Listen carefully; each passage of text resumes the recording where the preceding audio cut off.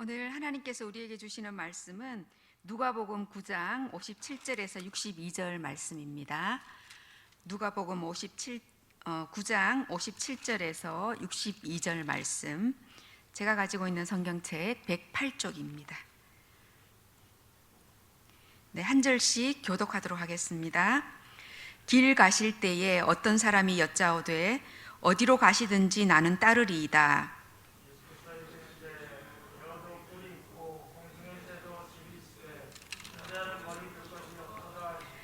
또 다른 사람에게 나를 따르라 하시니 그가 이르되 나로 먼저 가서 내 아버지를 장사하게 허락하옵소서.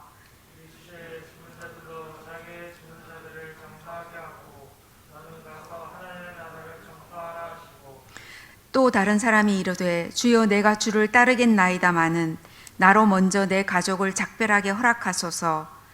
예수께서 이르시되 손에 쟁기를 잡고 뒤를 돌아보는 자는 하나님의 나라에 합당하지 아니하니라 하시니라. 아멘. 네, 오늘은 대림절 세 번째 주일, 우리 가운데 오신 아기 예수님을 기억하고 또 다시 오실 재림의 예수님을 기다리는 기간을 보내고 있습니다. 오늘 본문에는 세 명의 예수님을 따르고자 하는 사람들이 등장을 합니다. 그런데 저는 오늘 이 세 사람에 대한 예수님의 반응을 보면서 당혹감을 느낍니다. 예수님을 따르고자 하는 첫 번째 사람에게 예수님은 여우도 굴이 있고 하늘의 새들도 둥지가 있다. 그러나 인자는 머리 둘 곳이 없다. 이렇게 대답을 하십니다. 예수님은 예수님을 따르고자 하는 사람에게 인간의 생존을 위한 기본적인 삶의 안식처마저도 없음을 말씀해 주고 있습니다. 우리가 정처 없다 이런 말 하잖아요. 한자로 정할 정자, 거할 첫자를 쓰는데요. 말하자면 이 정처 없다, 거할 곳이 없이 떠돌아다니는 그런 삶을 이야기합니다. 예수님께서는 나를 따라오려고 한다면 어떠한 안전과 평안도 보장되어 있지 않으니 그런 마음이 있으면은 나를 따라오라 이렇게 말씀하신다고 볼 수 있습니다.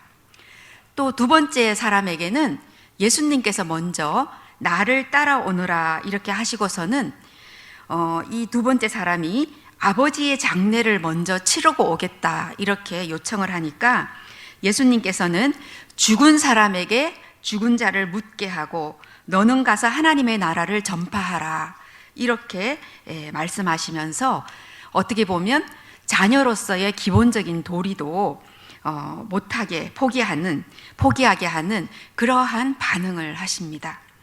이제 마지막으로 세 번째 사람이 내가 먼저 예수님을 따르기 전에 가족들과 작별 인사를 하고 오겠습니다 하고 이야기했더니 예수님께서 누구든지 쟁기를 잡고 뒤를 돌아보는 사람은 하나님 나라에 걸맞지 않다 이렇게 말씀하심으로써 가족들과의 유대감마저도 상당히 가볍게 생각하시는 거 아닌가라는 그런 인상을 남깁니다. 우리 사랑하는 일산영문교회 청년부 여러분들 그리고 우리 교우분들은 이 말씀이 어떻게 다가오실까요?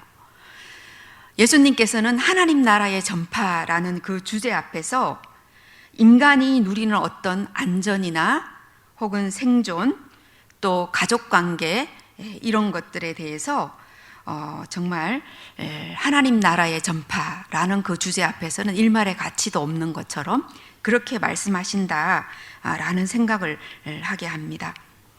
이 말씀은 주님의 제자가 되기 위해서는 더 많이 내려놓아야 하고 더 많이 포기해야 하고 더 희생해야 하고 더 헌신해야 한다라는 그런 말씀을 해주고 있는 듯합니다. 저는 오늘 이 대림절 세 번째 주일을 맞이하면서 우리들이 왜 이렇듯이 극단적인 요청 앞에 와 있는가 하는 생각을 해봅니다. 정말 주님의 참된 제자가 된다라는 것은 이런 극단적인 요청에 대한 부름과 응답이어야 하는가 그런 생각도 합니다. 그래서 오늘 이 말씀을 조금 더 자세히 들여다보면서 주님의 부르심 앞에 우리들이 함께 나아가기를 바랍니다. 오늘 이 본문이 들어있는 누가복음은 9장을 전체적으로 보아야 하는데요. 이 말씀은, 오늘 읽은 이 본문은 70명의 제자를 파송하시는 사건, 바로 그 앞에 놓여 있는 말씀입니다. 이 본문을 쓴 누가는 예수님을 따르는 제자로서 세상에 나아가기 전에 참된 제자도가 무엇인가 하는 것을 설명해 주고자 합니다. 왜냐하면 9장 전체를 보면 먼저 9장 초반에 예수님께서는 이미 12명의 제자를 파송하셨습니다. 이 12명의 제자들에게 권세와 능력을 주면서 하나님 나라를 전파하도록 파송을 하였습니다. 그리고 7절 이하에 보면은 이 제자들은 마을로 들어가서 능력을 발휘하고 복음을 전파하고 또 병자들을 고치는 아주 큰 기적을 일으킵니다. 이러한 사건들 때문에 헤롯 왕마저 정말 오금이 저려서 옛날에 자기가 세례 요한을 죽였던 일이 생각이 나가지고 몹시 두려워하는 모습을 보여주고 있습니다. 10절 이하에 보면 예수님께서는 5,000명의 사람들을 먹이고도 12광줄이나 먹을 것이 남는 그런 기적을 보여주셨고, 이 기적 이후에 베드로가 급기야는 예수님은 바로 우리가 기다리던 그 메시아입니다 라는 그런 고백을 하게 됩니다. 또 연이어서 예수님은 변화된 모습을 보여주시면서 자신의 영광을 보여주셨고, 또 그 이하에 귀신 들린 소년을 고쳐주어서 다시 한 번 더 예수님의 놀라운 능력과 하나님의 위대하심을 경험하게 합니다. 그런데 여러분, 그 이후에 나오는 말씀을 우리는 다시금 보아야 합니다. 46절에서 48절 말씀을 보면 제자들이 누가 가장 큰 사람인가 하면서 말다툼을 벌입니다. 방금 소개해드린 것처럼 9장 초반에서부터 45절에 이르기까지 제자들은 예수님을 통해서 많은 기적을 경험하고 놀라운 주님의 능력을 체험합니다. 그럼에도 불구하고 제자들은 우리 중에 누가 가장 큰 사람인가 하고 말다툼을 벌이게 됩니다. 끊임없이 자신 속에 갇혀서 타락한 죄의 속성을 드러내는 그런 모습입니다. 그리고 이들은 급기야 자기 그룹에 대해서, 예수님을 동조하지 않는 배타적인 그룹에 대해서 예수님의 이름으로 마귀를 내어쫓는 그 능력을 발휘하지 못하도록 하라고 예수님께 요청을 합니다. 뿐만 아니라 51절 이하에 보면 사마리아 마을로 와서는 그 마을 사람들이 예수님을 반기지 않는 모습을 보고 불이 내려와서 사람들을 모두 태워버리라고 예수님께 제안을 하기도 합니다. 이렇듯이 예수님에 대한 놀라운 경험, 또 그분이 전하시는 여러 말씀의 능력을 경험하고도 제자들은 자기의 생각과 경험 속에 갇혀서 세상적인 가치관을 들이대는 그런 모습을 볼 수가 있습니다. 따라서 오늘 누가는 예수님의 제자가 되려면 그러한 세상적인 가치를 전면적으로 부인하지 않으면 안 된다라는 것을 말씀해 주고 있습니다. 그래서 예수님께서 70명의 제자를 파송하시기 이전에 바로 그 앞에 오늘의 본문을 배치해 놓았던 것입니다. 누가는 예수님을 따르려면 모든 생명들이 자신의 생명을 기본적으로 유지하기 위해 필수한 거처도 포기를 해야 되고 용납하지 말아야 함을 강조하고 있습니다.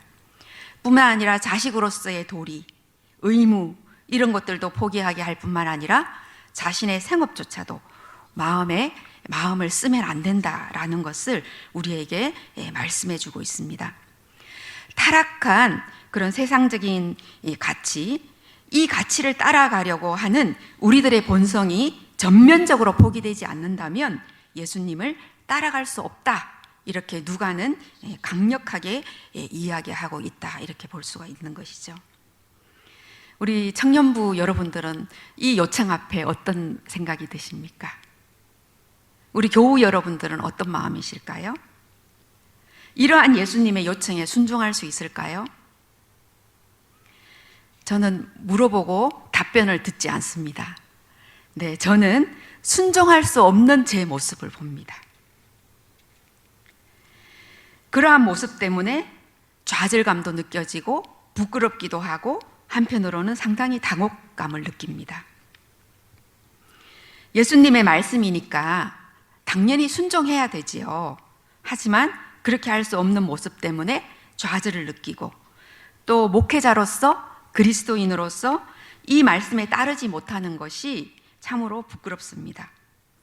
그러나 또 한편으로는 지금까지 살아왔던 지난 시간들에 대한 그런 노력, 또 수고, 헌신, 이런 것들이 뭔가 인정받지 못하는 그런 느낌도 있고, 또 아니면 더 많은 요청 앞에 와 있구나 하는 생각 때문에 당황스럽고 또 부담이 느껴집니다. 우리는 왜 이렇듯이 극단적인 요청 앞에 와 있는 것일까요? 이 질문을 생각해 보시면서 이 말씀 앞에 조금 더 다가가 봅니다. 첫 번째로, 우리는 자신의 헌신과 수고가 일치된 것인지 살펴보아야 되겠습니다. 우리의 제자도로부터 나오는 말과 행동은 사실 분열되어 있죠. 오늘 제자들이 우리에게 보여주는 모습은 예수님의 능력과 예수님에 대한 놀라운 체험에도 불구하고 끊임없이 자신의 가치관과 생각 속에 갇혀서 자신의 욕심대로 하고자 하는 그런 분열된 모습을 보여줍니다. 그것은 마치 창세기에 하와와 아담이 생명나무에서 열매를 따먹은 이후로 그들의 자아가 분열된 것과 마찬가지의 모습입니다. 뱀이 나를 유혹해서 먹었다, 또 저 여자가 먹으라고 해서 먹었다 하면서 다른 사람에게 책임을 전가하고 자신과 하나님을 기만합니다. 그래서 언제나 내가 옳다, 나처럼 해라, 이런 주장을 자꾸 하고 싶어 합니다. 사실 우리는 교회와 주님을 위해서 봉사한다고 하지만 사실은 자기가 좋아하는 걸 할 때가 많죠. 때때로 내 이름을 드러내고 싶고 내 존재의 가치를 인정받고 싶고 혹은 나의 이익을 추구할 때가 많습니다. 마치 오늘 예수님의 제자들이 누가 가장 큰 사람인가 말다툼을 벌이기도 하고, 또 자기 그룹에 대한 배타적인 그런 그룹들에 대해서 그 마귀를 내어쫓는 그런 능력도 발휘하지 못하도록 하라고 하고, 또 사마리아 마을로 와서는 그 사람들을 모두 다 그냥 불에 태워 죽이라고 하듯이 하늘로부터 불이 내려서 그냥 확 다 태워버리게 하라고 이렇게 예수님께 제안을 하잖아요. 예수님의 뜻을 이해하지 못한 채 끊임없이 내 생각과 경험 속에 갇혀서 세상적인 가치를 들이대는 나를 보게 됩니다. 우리는 교회 안에서 사랑이라는 이름으로 사람들을 억압하고 또 고통을 주고, 또 어떤 때는 사랑이라는 이름으로 선행을 베풀기도 합니다. 그러나 우리의 내면은 분열되어 있고 또 세상적인 가치를 지닌 우리의 일상과 행동을 통해서 우리 자신이 마치 하나님처럼 떠받들여지기를 간절히 바라는 모습을 볼 수가 있다는 거죠. 아마도 누가는 이러한 우리의 모습을 적나라하게 보았던 것 같습니다. 그래서 우리의 전 실존이 주님 앞으로 완전히 전환되지 않고는 제자가 될 수 없다, 이렇게 누가는 깨달았던 것 같습니다. 다음으로 우리는 이렇게 분열된 자아가 그러면 어떻게 주님 앞에 나아갈 수 있을까? 많은 고민을 하게 됩니다. 이러한 자신을 우선은 먼저 잘 성찰할 수 있는 힘이 필요합니다. 내가 얼마나 분열된 인간으로 살아가고 있는지, 내가 얼마나 이기적이고 자기중심적인지, 또 내가 얼마나 하나님을 인정할 수 없고 우리의 믿음이 얼마나 부족한지, 그러한 것들을 우리는 깨닫고 성찰하고 인정하고 수용할 수 있는 그러한 마음이 필요하다, 그런 생각이 듭니다. 분열된 모습을 순간순간 깨워서 알아차리고, 또 우리 자신이 하나님 안에 있을 때에만 하나가 될 수 있다는 것을 끊임없이 생각하면서 기도하는 그런 모습으로 나아갈 수 있어야 되겠습니다. 오늘 이 제자라는 단어는 그리스어로 마테테스라는 그런 단어인데요, 이 단어가 갖고 있는 원래의 뜻은 배우다라는 뜻입니다. 도대체 뭘 배워야 할까요? 여러분들은 뭔가 배우고 싶어요? 네. 뭔가 기능적이고 기술적인 것들을 배우고 싶어 하죠. 그죠? 취업할 수 있는데 필요한 여러 가지 기능이나 기술들. 그러나 우리는 정말 오늘 제자로서의 살아가는 삶, 그 예수님을 배우는 것에는 매우 인색한 것을 볼 수가 있습니다. 마이클 윌킨스라는 신학자는 제자도 신학이라는 책에서 영생을 얻기 위해 예수께로 와서 예수를 구주와 하나님이라고 시인하고 그분을 따르는 삶을 시작한 사람을 제자라고 정의하였습니다. 여러분들, 정말 우리가 영생을 얻기 위해서 예수를 맞이하고 예수님께로 다가가고, 또 예수님을 나의 주인이시며 또 나의 하나님이라고 시인하고, 또 그분을 따르는 삶을 배우고자 하는 그런 마음이 있습니까? 저는 그러한 마음이 제가 정신을 바짝 차릴 때에만 가끔 있는 듯도 하지, 때때로는 모든 일상에 저를 내어 맡기고 휘둘리면서 살아갈 때가 많습니다. 그러나 오늘 누가는 이 마이클 윌킨스의 말을 빌어서 예수님을 구주로 시인한 모든 그리스도인들이 제자이고, 또 제자는 그리스도를 쫓는, 그리스도를 배우는, 또 그리스도의 명령에 따라 맡은 사명을 감당하는 그런 사람이라고 정의하는 것을 볼 수가 있습니다. 그래서 우리는 날마다 주님 앞에 나아갈 수밖에 없는 그런 존재들이라는 것을 생각할 수밖에 없다, 그런 생각을 합니다. 오늘 제가 우리 교회의 어르신이신 한정순 권사님을 댁에다가 모셔다 드리면서 우리 그런 말을 했죠. 우리 권사님이 그런 이야기를 하더라고요. 내가 예수를 안 믿었으면 어떻게 살았을꼬, 그런 말씀을 하시는 거예요. 그래서 제가 그랬어요. 예수 안 믿는 사람은 도대체 어떻게 살까요? 제가 그렇게 이제 얘기를 하면서 둘이서 같이 마음을 나누었는데, 여러분들, 예수님께서는 그런 우리를 너무나 잘 알고 계세요. 그렇기 때문에 예수님께서는 우리에게 보혜사 성령을 보내주셨습니다. 그래서 진리의 성령이 우리 가운데 오시면 그분이 너희를 모든 진리 가운데로 인도하실 것이다, 이렇게 말씀하셨습니다. 여러분들이 눈을 가만히 감고 이 대림절의 기간에 주님 앞에 앉아서 성령님 하고 불러오십시오.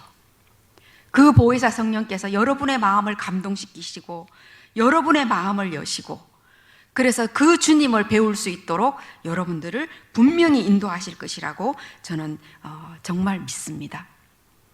사랑하는 우리 일산영문교회 성도 여러분, 또 우리 청년부 여러분, 그래서 우리는 주님의 제자로서 이렇게 각자가 주님 앞에 성령님을 의지하면서 온전히 세워져야 하지만, 또 우리는 너무나 나약한 또 인간들이기 때문에 그것으로부터 떠날 때가 너무나 많습니다. 그래서 주님께서는 우리에게 무엇을 주셨냐 하면 바로 공동체를 주셨습니다. 여러분들 청년부 공동체, 또 우리 교회 공동체, 또 더 나아가서 그리스도인의 공동체를 주셨습니다. 오늘 우리 본문을 쓴 저자는 누가입니다. 누가는 누가복음과 사도행전을 썼는데요, 이 두 책이 지향하는 지점은 무엇이냐 하면 교회를 통한 하나님의 나라의 선교입니다. 그래서 누가복음의 서문에 로마의 고위 관리인 데오빌로에게 이 서신을 전한다 하면서 누가가 그 저작 의도를 분명하게 밝히면서 하나님 나라의 선교에 대해서 이야기해 주고 있습니다. 그리고 이 누가는 또 오늘 본문에 보면 제자들이 사마리아 마을에 불을 내려서 그냥 홀라당 다 태워 버리도록 하십시오 하는 그런 어떤 본문을 기록을 하면서 은근히 사마리아 사람들을 옹호하는 그런 태도를 보입니다. 이것은 무엇이냐 하면 사마리아에 대한 예수님의 호의적인 태도를 드러내 보여줌으로써 예수님께서는 유대를 넘어서 이방 세계까지 복음이 전파되기를 바란다라는 것을 말해주고 싶어 하는 것입니다. 사랑하는 여러분들, 이 제자들이 파송되면서 이루어지는 그룹들은 바로 교회 공동체입니다. 그래서 누가는 사도행전 2장을 통해서 초대교회 공동체에 대해서 자세하게 써놓고 있습니다. 함께 모여서 살아가고 모든 물건을 서로 공동으로 사용하고 소유를 팔아서 사람들에게 나누고 성전 뜰에 모이고 집집마다 돌아가면서 기쁘고 순수한 마음으로 함께 식사를 했다, 이렇게 이야기합니다. 뿐만 아니라 너무나 중요한 것은 이 사람들이 모여서 하나님을 찬양하고 또 모든 사람들로부터 칭송을 받았다, 칭찬을 받았다, 이렇게 누가는 기록한다는 것입니다. 이것은 무엇을 나타내는 것입니까? 바로 연약한 우리 한 사람 한 사람이 모여서 그리스도 공동체를 이룬다는 뜻입니다. 그랬을 때 이 그리스도 공동체는 그리스도의 놀라운 능력을 나타내고 힘을 드러내고 뿐만 아니라 모든 사람들에게 아름다운 영향을 끼치는 귀한 공동체가 된다는 것입니다. 여러분들, 제가 지금 조금 불편한 이야기를 하겠습니다. 교회는 사교 클럽이 아닙니다. 비슷한 취미나 성향이나 또 비슷한 가치나 신념을 가진 사람들끼리 모여서 서로 부추기고 인정하고 즐기는 그런 곳이 아니라는 겁니다. 교회는 그리스도께서 핏값으로 사신 공동체입니다. 그래서 우리가 하나 되기를 주님께서는 원하시고 그 길만이 우리 공동체가 함께 서로 하나됨을 통해서 구원받을 수 있다고 오늘 누가는 말씀하고 있는 것입니다. 여러분들, 하나가 된다는 것은 무엇입니까? 갈등이 없다는 뜻이 전혀 아닙니다. 어떠한 조직이든지 갈등이 있습니다. 갈등이 없으면 그건 사람이 있는 조직이 아니에요. 그러나 갈등은 갈등으로 남아있으라고 있는 게 갈등이 아니고 그것을 통해서 하나됨의 공동체로 나아가기 위한 과정인 것을 우리는 생각해 보아야 할 것입니다. 오늘 우리 찬양 중에 공감하시는 하나님, 모든 상황에 공감하는 하나님이라고 오늘 찬양했잖아요. 공감은 바로 하나 되기예요. 우리나라 말로 번역하면 sympathy라는 영어 단어인데요. SYM은 함께라는 뜻이에요. PATHY는 마음이 함께한다는, 일치한다는, 하나 된다는 그런 뜻으로 이야기를 합니다. 어떤 심리학자가 이 공감한다라는 단어를 어떻게 예화를 들어서 설명을 했냐면요, 남의 신발 속에 내 발을 넣어보는 거라고 이야기를 했어요. 남의 신발은 신고 싶지 않죠. 그렇지 않나요? 더럽고 낡고 냄새나고, 내 발보다 클 수도 있고 작을 수도 있고 내 마음에 들지 않는 신발일 수 있잖아요. 그런데 남의 신발을 신고 걸어보는 것이 공감하기입니다. 그런데 우리는 자기 신발에서 신발을 안 벗죠.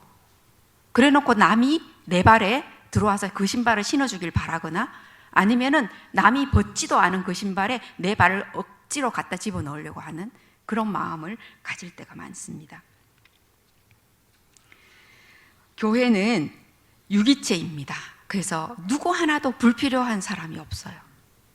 자신의 고통을 나누고 갈등과 분열이 드러나고 또 정직하게 다룰 수 있는 그런 공동체가 바로 진정한 교회 공동체입니다. 예수님의 제자가 된다는 것은 어떻게 보면 굉장히 혹독한 일입니다. 그래서 인간의 기본적인 도리나 책임, 의무마저도 포기한 채 기본적인 안정도, 필요도 내려놓고 전 실존으로 주님 앞에 나아가야 하는 것이 바로 제자입니다. 그것은 바로 우리가 그리스도인이 된다는 것이고요. 그리고 이 그리스도인들이 한 마음 한 뜻으로 교회 공동체를 이룬다는 것입니다. 제가 여러분만한 청년이었을 때 저희 담임 목사님한테 그런 질문을 한 적이 있어요. 제가 이제 그때 병원에서 간호사 생활을 할 때인데 이 3교대를 하니까 얼마나 힘들겠어요. 그래서 제가 교회 가려고 수술실로 옮겨달라고 했어요. 그래서 제가 수술실로 옮겨서 주말에는 이제 시간이 나서 교회를 가게 되었는데 어느 날 생각해 보니까 좀 억울한 마음이 드는 거예요. 주말에 내 친구들은 등산 다니고 여행 다니고 또 다른 친구들은 주말과 상관없이 자기가 좋아하는 그런 그 분야에 가서 일을 하는데 나는 수술실이 나한테 맞지도 않는데 내가 교회 가려고 여기로 옮겼나 괜히 이제 억울한 마음이 올라와서 제가 이제 목사님한테 물어봤어요.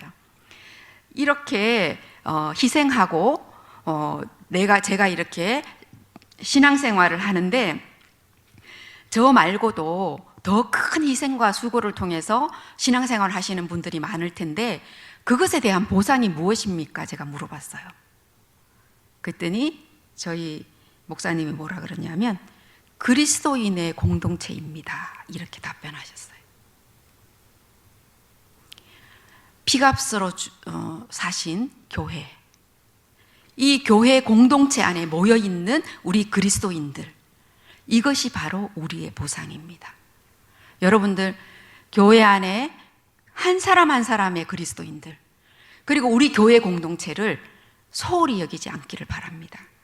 예수의 피값으로 사신 정말 우리에게 보상으로 주어진 아름다운 보상임을 여러분들이 인정하고 또 확신하시기를 바랍니다. 말씀을 맺겠습니다. 아프리카의 탄자니아의 마라토너인 존 아쿠아리라는 선수는요 1968년 매우 오래됐죠. 멕시코 올림픽에 이제 출전해서 뛰다가 옆에 선수랑 부딪혀가지고 무릎을 심하게 다쳤습니다. 정강이 뼈가 이렇게 탈골이 되고 무릎이 찢어져서 피가 많이 났는데요. 더 이상 이제 뛸 수 없는 상황이 되었어요.